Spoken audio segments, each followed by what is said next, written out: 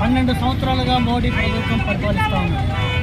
ఎక్కడ స్వతంత్ర పోరాట అనుభవాలు లేనటువంటి వ్యక్తులు ఇవాళ పరిపాలిస్తున్నారు.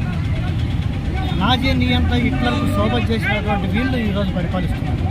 ఆ విధానాలను ఈరోజు ప్రభుత్వం ప్రజల మీద రుద్దుతూ ఉంది. అందుకే మొన్ననే జంజీపీ పేరుతో CJP వాళ్ళు లక్షలాది మంది రోడ్డు నుంచి వచ్చారు. వాళ్ళని విస్తృతంగా శరీరాలు పగలబెట్టారు.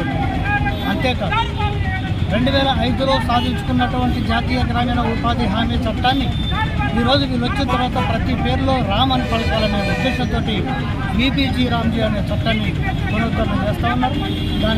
దానిలో కుట్ర జాతీయ గ్రామీణ ఉపాధి హామీ చట్టం రద్దయ్యే కుట్ర ఉంది. 2 సార్లు అప్లోడ్ చేయాలి ఫోటో అంటున్నారు. కూలికి వచ్చే పేదలు మహిళలు వీళ్ళంతా కూడా వచ్చేటప్పుడు స్నానం చేసి నెత్తి దూకొని బొట్టు పెట్టుకొని వస్తారు. అది గ్రాస్పింగ్ చేసిన ఫోటో పని దిగిపోయిన తర్వాత అదే ఫోటో రావాలంటే ఎంత వస్తుంది? శ్రమిస్తారు, కష్టపడతారు, ముఖమంతా వడలిపోతుంది, చెత్తలు పడతాయి, రావట్లేదు. అందుకే వీళ్ళు సబ్బులు పౌడర్లు అందుకే మేము చెప్తా ఉన్నాం. ప్రధాన డిమాండ్స్ చెప్పండి. నేను చెప్తా ఉన్నాం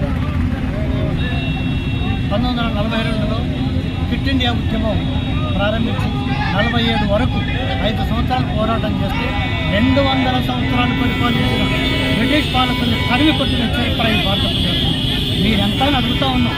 ఈరోజు ప్రజలందరూ రోడ్డు మీకు వస్తూ ఉన్నారు. వెంటనే విధానాలు పనిచేసుకోవాలి. VBG రామ్జీ చట్టాన్ని రద్దు చేయాలి. 4 రేవన్కోడ్ను రద్దు చేయాలి. విత్తన విద్యుత్ సవరణ బిల్లుని వాపసు తీసుకోవాలి. అలాగే MSPని అమలు చేయాలనే డిమాండ్తో వస్తూ ఉన్నాం. ఇది